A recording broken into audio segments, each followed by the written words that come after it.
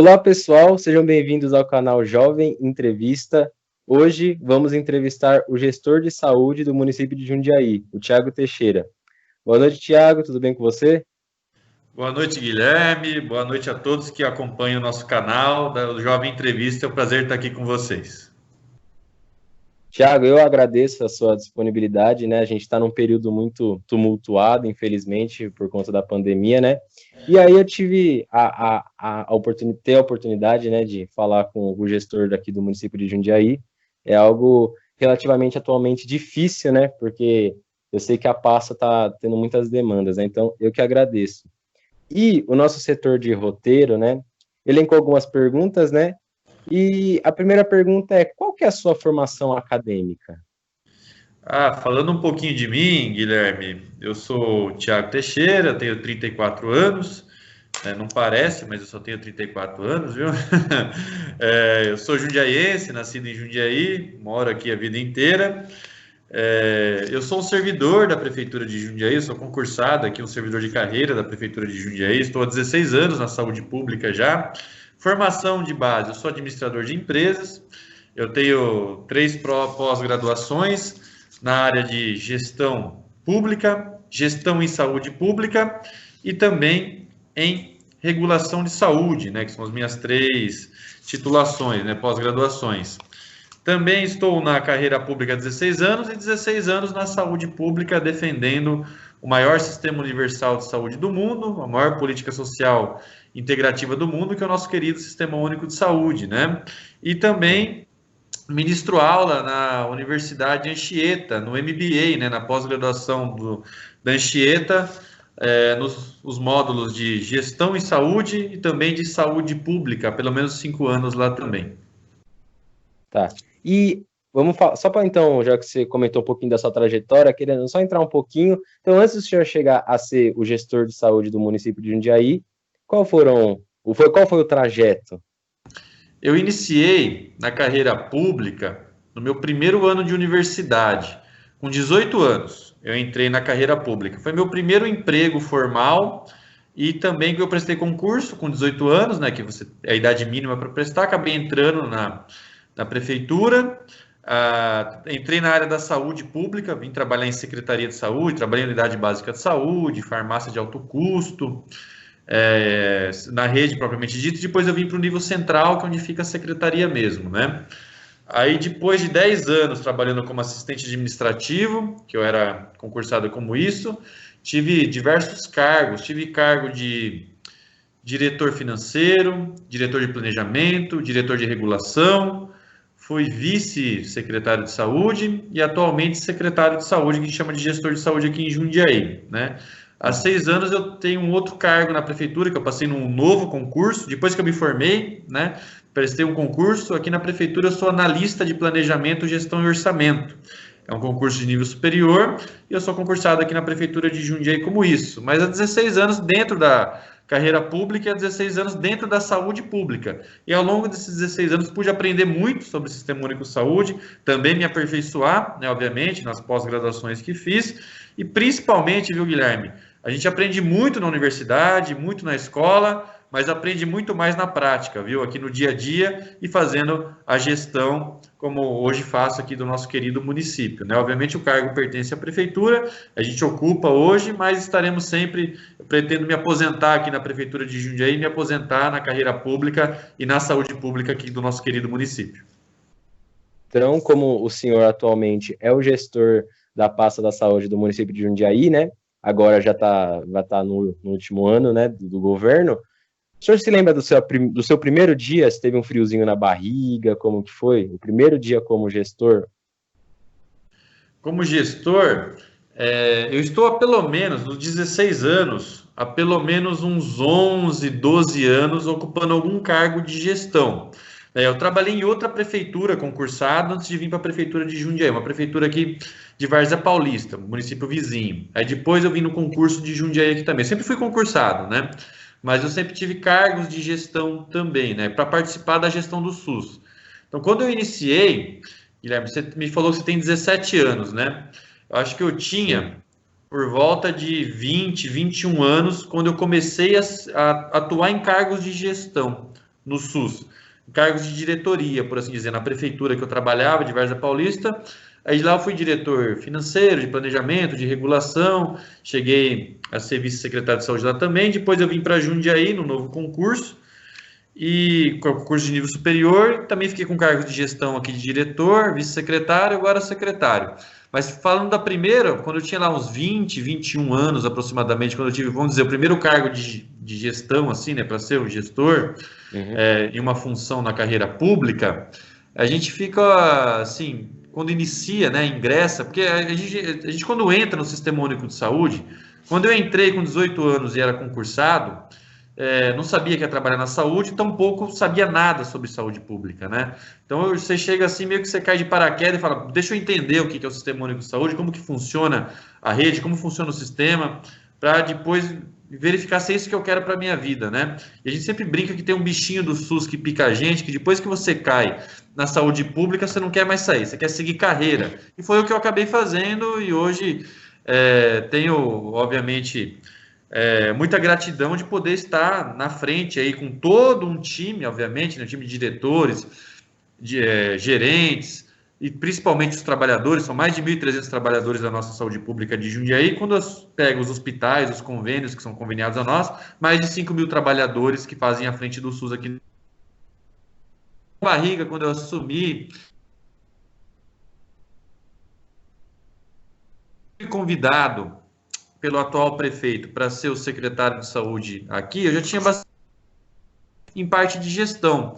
Mas quando você topa um cargo deste, obviamente, eu acho que, primeiro, você tem que ter muito amor à saúde pública, além de conhecimento, porque é um cargo que você trabalha praticamente 20 horas por dia, 7 dias por semana, ainda mais com essas ferramentas de hoje em dia, WhatsApp, tudo. Então, até hoje, viu, dependendo da entrevista que eu vou, ou alguma política pública que a gente tem que implantar, até hoje eu tenho algum friozinho da barriga, mas para a gente poder superar isso, o importante é a gente sempre estar muito bem acompanhado de um time muito bom, né? A gente tem a grata sorte daqui na saúde, todos os diretores são diretores concursados, funcionários de carreira aqui também da saúde. Então eu nunca tomo decisão sozinho.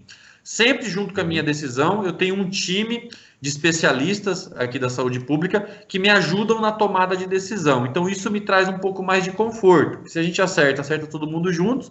Se a gente se equivoca, equivoca todo mundo juntos. Mas a gente faz sempre de maneira muito participativa. Então a gestão participativa você acaba ocorrendo em menos erros e trazendo mais benefícios para a nossa comunidade. Você percebeu que quando você pergunta, eu fico 5 minutos falando, né? Então eu vou tentar resumir um pouquinho também as nossas falas. Todo o tempo. Mas fique à vontade aí. Estamos falando de jovem para jovem. Você tem 17, eu tenho 34. Isso. Eu só tenho o dobro da sua idade. Isso. Pois não, Guilherme. Aí agora a gente falar um pouquinho do gestor, do cargo que o senhor ocupa, né, atualmente. Qual que é o papel do gestor de saúde? Porque na maioria das vezes a gente pensa, né, que o gestor de saúde ali na pasta, ele vê a parte administrativa, a parte burocrática, a parte operacional, então isso sobrecarrega. Então, a primeira pergunta é, qual o papel do gestor? Como que o senhor faz para administrar toda essa carga que chega? O papel do gestor, né, ele conduzir a política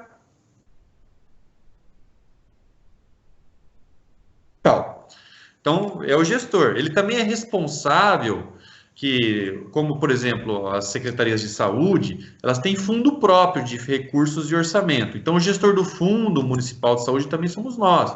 É o gestor. Então, para você ter uma ideia, o orçamento da pasta da saúde deste ano, ele supera os 500 milhões de reais. Para fazer tudo isso que a gente faz em consultas, atendimentos, cirurgias, procedimentos, ações de promoção, de prevenção, de recuperação, nós temos isso no nosso orçamento, que vem fruto dos impostos, né? Então tem um fundo próprio de saúde. O gestor, ele é o responsável por este fundo também, ou seja, todo recurso aplicado em saúde, seja transferência do recurso federal, estadual ou de impostos municipais, e eu vou te dar uma informação também, que a saúde pública vive de município. Hoje, 80% do orçamento da saúde pública, desde Jundiaí, dos mais de 5.550 municípios que temos neste país, são os municípios que bancam 80% de toda a receita, com os impostos municipais que a gente paga. Então, ele é responsável também, a gente fala que ele é ordenador de despesa. Toda compra, toda licitação, todo contrato, ele é responsável por isso.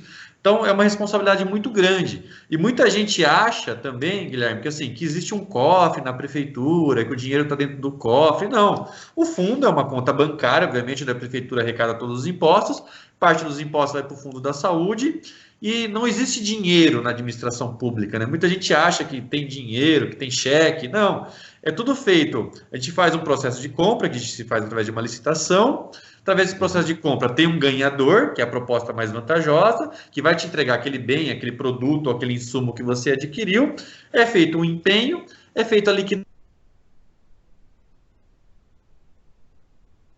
Ganhou, né? Vou dar um exemplo. Então, não existe dinheiro físico na administração pública, e todo o dinheiro ele é rastreado através de uma compra, de um contrato. Então, é sempre muito importante que muita gente vive essa ilusão. Ah, nossa, mas o Fundo Municipal de Saúde tem mais de R$500 milhão para fazer a gestão 12 meses por ano de tudo que é produzido na saúde pública. Sim, mas não existe de fato o recurso, o dinheiro, é tudo de maneira programada. Então ele é responsável por isso também. E ele conduz a política pública municipal nunca de maneira sozinho. O planejamento do Sistema Único de Saúde ele é sempre ascendente, ele é de baixo para cima. Então existe um plano municipal de saúde que é feito a partir da comunidade. Pouca gente acha que sabe disso, viu, Guilherme? Quando começa o primeiro ano de governo, a gente abre uma conferência de saúde. A gente chama toda a comunidade para falar qual que é o rumo da saúde pública para os próximos 4 anos. É uma grande reunião que é feita, inclusive é uma legislação, né, que a gente atende. Uhum. A comunidade vai falar quais são as diretrizes para os próximos 4 anos de saúde. Com base nisso, a gente constrói o Plano Municipal de Saúde. O que é o plano? Tudo que o município vai fazer em ações de saúde para poder melhorar a saúde pública nos próximos 4 anos. Sempre quando entra um governo novo, ele pega o último ano do governo anterior.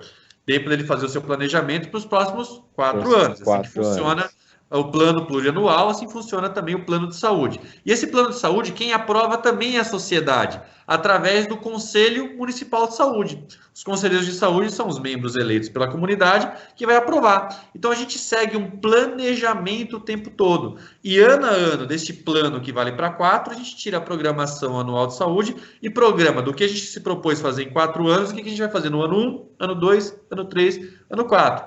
Então, assim, muita gente pensa, mas o gestor de saúde tira as ideias da cabeça dele, ele que conduz a política, mas ele conduz planejamento e instrumentos de gestão que foram aprovados pela própria sociedade. A gente lembra isso. O próprio político, quando entra, o prefeito ele tem um plano de governo. Depois ele faz um PPA, que é o plano plurianual. Aí ele faz as peças orçamentárias anuais. Então, se você quer saber o que está naquele plano de governo, você olha o orçamento e o PPA e olha o plano de cada área, que você vai ver o rumo da sua respectiva área. Aqui no caso nós estamos falando de saúde. Então este é o papel do gestor, trabalhar com planejamento, principalmente planejamento epidemiológico, e traçar caminhos para a construção de um plano municipal de saúde que ele vai seguir por 4 anos para poder qualificar ainda mais a saúde pública do seu município, do seu estado ou do seu país. As 3 esferas de gestão trabalham nesta mesma fase. Então este é o principal instrumento e todas as atribuições que tem e responsabilidades o gestor de saúde, que são atribuições legais, mas a gente sempre trabalha de maneira muito participativa na execução da política pública. Vou dar um exemplo para você. Ninguém contava que em 4 anos nós ia passar por uma pandemia, correto?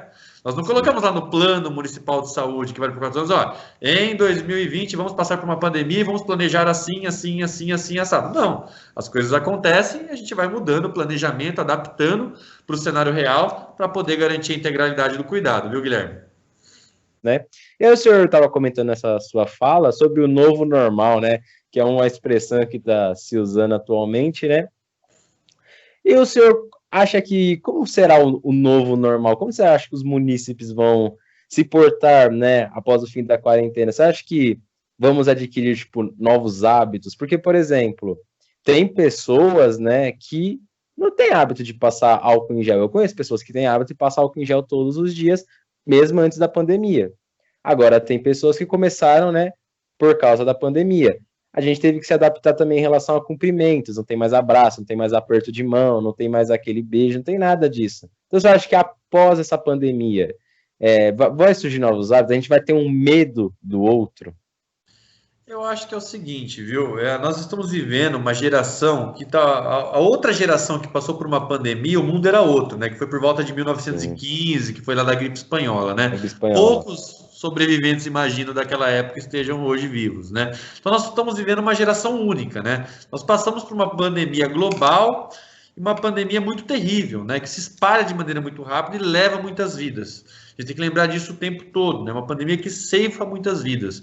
Então, eu acho que, primeiro ponto, a gente aprendeu durante essa pandemia a lavar a mão. Parece bobo, mas não é, né? Porque um dos Sim, principais meios de contágio do coronavírus, além da proximidade com outra pessoa, no qual a gotícula dela pode vir na minha via aérea, né? Então, proximidade também já está comprovado pela ciência que você pode ser contaminado. Mas um dos principais veículos também de contaminação é a nossa coleguinha aqui, a nossa mão. Porque você tocou alguma superfície que tinha o vírus, você se contamina na hora que você coça os olhos, coça o nariz, coça a boca, medidas de higiene. Tinha gente que ia pro banheiro e não lavava a mão, pra você ter uma ideia, né? Quem já foi em banheiros masculinos aí sabe disso, né? Então acho que a gente começou a melhorar nossos hábitos de higiene. O brasileiro é um povo muito afável, né? É sempre 2 beijinhos no rosto, abraço e cumprimento. E quem não gosta de abraçar é, o outro, né? A gente demonstra sentimento desse jeito. Mas eu acho que vai mudar sim. Para uma grande fatia da população, vai mudar os nossos hábitos, né? Nós teremos medidas de higiene mais saudáveis, né? A gente retoma isso. Para uma pequena parte da população, Guilherme, não importa o que passa, eles vão continuar na mesma, viu? Se sim, no meio de uma pandemia tem gente que se nega a usar máscara, você imagina o que passar uma pandemia, né? E aí, quando a gente verificava lá, por exemplo, o povo oriental, o povo japonês, que antes de qualquer pandemia, você via eles andando na rua, quando passa, obviamente, na TV, né? Pessoal de de máscara, já viram? máscara, A pessoa tem uma já gripe vi. lá, é uma cultura deles, eles já usam máscara, né? Porque eu quero evitar com que a minha gripe passe para uma outra pessoa, no metrô, no ônibus, lá é um país que tem muita gente, né? O Japão. Então você vê que hábito interessante, né? É você pensar no Sim. coletivo. Eu tenho certeza que a maior parte da nossa comunidade vai continuar adotando essas boas práticas de higiene para evitar o contágio de seja o que for, seja da gripe normal, H1N1, H2N3, né? Ou seja, do coronavírus, que se Deus quiser vai passar e junto com a vacina também vai passar. Então eu acredito sim que a gente vai mudar hábitos, não tenho dúvida. Mas a grande parte da população irá mudar sim o seu hábito, irá mudar para melhor, para evitar qualquer outro tipo de contágio, né? Porque quem podia esperar que em dezembro um vírus que apareceu do outro lado do mundo, lá na China, depois de 90 dias já estaria espalhado para o mundo inteiro e matando, infelizmente, tantas pessoas, né? Você vê que o mundo globalizado é Sim, isso, né? O vírus parece num chinês lá, daqui a pouco está o mundo inteiro parado por conta de uma coisa que a gente não enxerga, que é a guerra invisível, que é o vírus. E aí a melhor maneira da gente não ser contaminado é com todas essas medidas de higiene que a gente aprendeu e espero que a gente leve isso para a nossa vida. sim, sim, sim. Pessoal, agradeço vocês que estão acompanhando até aqui. Agradeço o gestor Tiago aqui do município de Jundiaí. Para quem acompanha o canal e não é aqui do estado de São Paulo, Jundiaí fica no interior, né, do estado, fica localizado próximo a Campinas, Sorocaba. Bom, agradeço o senhor, gestor, por ter participado aqui do nosso bate-papo, a entrevista, que foi de extrema importância. Falei um pouquinho ou falei muito? Falei bastante, hein, Guilherme? Vixe, para mim Agra- tá ótimo. Guilherme, agradeço muito o espaço, tá? É sempre muito importante poder falar com o nosso público jovem, com todos que acompanham o canal Jovem Entrevista aí. Cuide de você e de quem você ama. Uma boa noite a todos e obrigado novamente, viu, Guilherme?